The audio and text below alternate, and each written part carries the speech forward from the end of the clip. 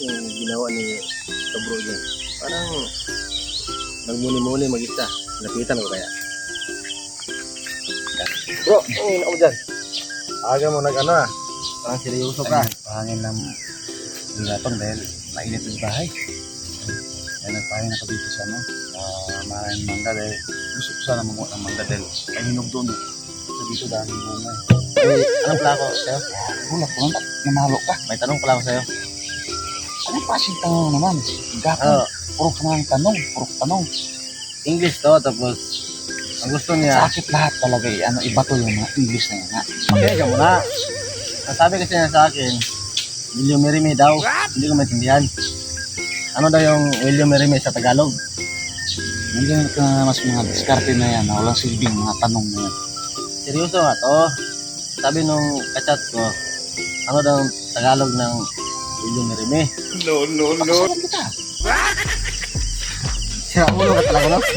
Ba't mo ako pakasalan? Talaga bigapang. Ang tanong ko sa'yo, anong Tagalog ng William Merime? Tapos Pakasalan kita. sabi mo, pakasalan mo ako. Pakasalan kita. Ay, magalit talaga asawa mo.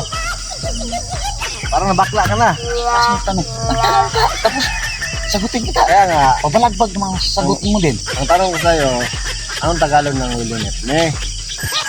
Pakasalan kita.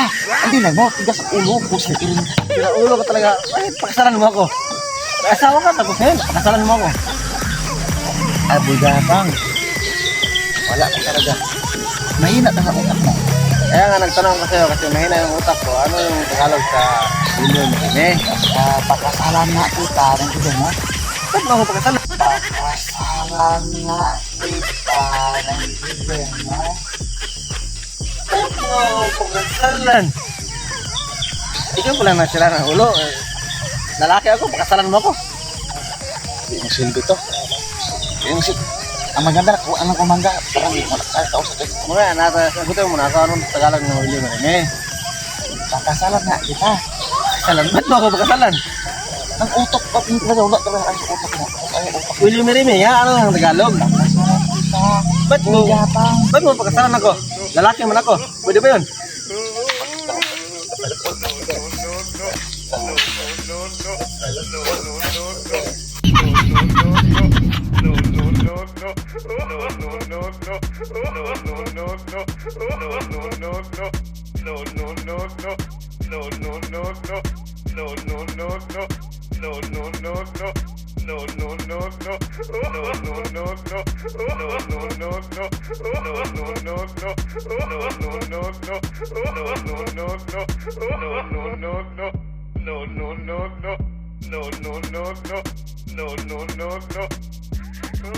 No.